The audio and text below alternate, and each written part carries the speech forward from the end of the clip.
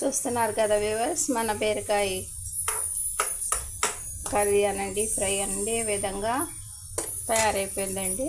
Natural పద్ధతిలో ఏ విధమైన మసాలాలు లేకుండా ఓన్లీ ఉప్పు, రెడ్ చిల్లీ పౌడర్తో మనం ఈ కర్రీని తయారు చేసామండి. మా వీడియోని పూర్తిగా తిలకించండి వ్యూవర్స్. హలో వ్యూవర్స్, నమస్తే అండి. Bibi Shafiqa Sona homely kitchen shorts అండి. చూస్తున్నారు కదండి, ఇవి బీరకాయలండి, మన అందరికీ తెలుసు. ఇప్పుడు మనం వీటి పీల్స్ అన్నీ తీసేసి న్యాచురల్గా కర్రీ తయారు చేద్దామండి. మా వీడియోని తప్పకుండా తిలకించండి వ్యూవర్స్.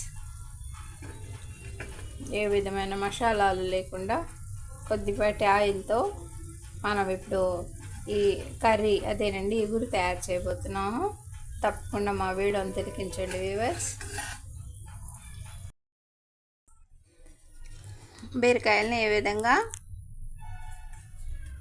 పైన పీల్స్ అన్నీ తీసేసామండి. ఇక వీటిని వాష్ చేసి చిన్న పీసెస్ లాగా కట్ చేద్దామండి.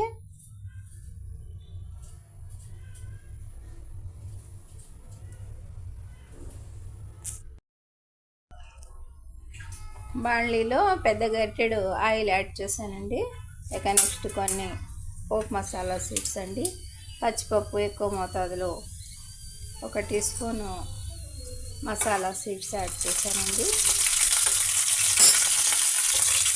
ఇక నెక్స్ట్ పెద్దల పీసెస్, పచ్చిమిర్చి, కర్రీ లీవ్స్ అండి.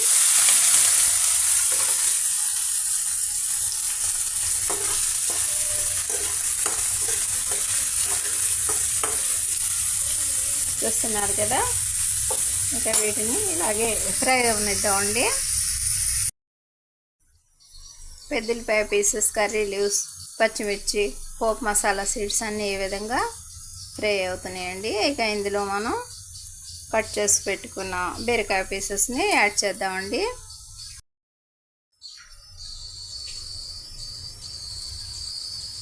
మన బీరకాయ పీసెస్ని ఈ విధంగా చిన్న పీసెస్లా కట్ చేసుకున్నామండి. ఇక ఈ ఫ్రై అవుతున్న ఆనియన్ పీసెస్లో ఇవి యాడ్ చేసేద్దామండి.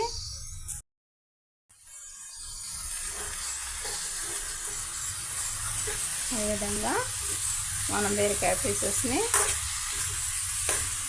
యాడ్ చేసేసామండి.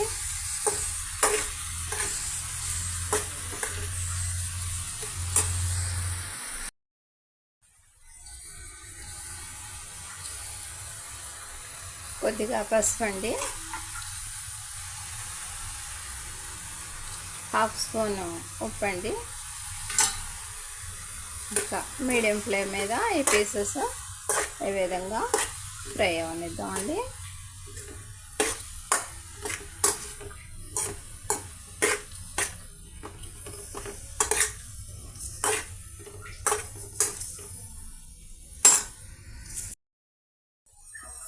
చూస్తున్నారు కదండి, మన బీరకాయ ఏ విధంగా ఫ్రై అవుతుందండి. మేము ముందుగా బీరకాయల్ని వాష్ చేసి పీసెస్లా కట్ చేసామండి. అయినా చూడండి ఎంత వాటర్ వచ్చిందో. ఇక ఈ వాటర్ అంతా ఎగిరిపోయాక అప్పుడు మనం రెడ్ చిల్లీ పౌడర్ యాడ్ చేద్దామండి.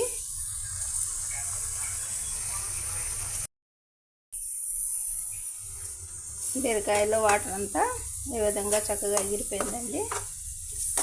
చూస్తున్నారు కదా, ఇక ఇందులో మనం రెడ్ చిల్లీ పౌడర్ యాడ్ చేద్దామండి.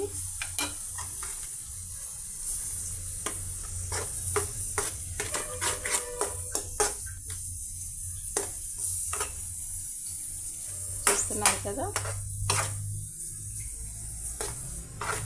మన టేస్ట్ని అనుసరించి కొద్దిగా హెచ్చు తగ్గులు చూసుకొని యాడ్ చేసుకోవచ్చండి. మా ఈ చిన్ని వీడియో నచ్చితే బీబీ షఫీకా సోనా హోమ్లీ కిచెన్ షార్ట్స్ని లైక్ చేయండి, షేర్ చేయండి, సబ్స్క్రైబ్ చేయండి ప్లీజ్. ఉంటానండి, బై అండి.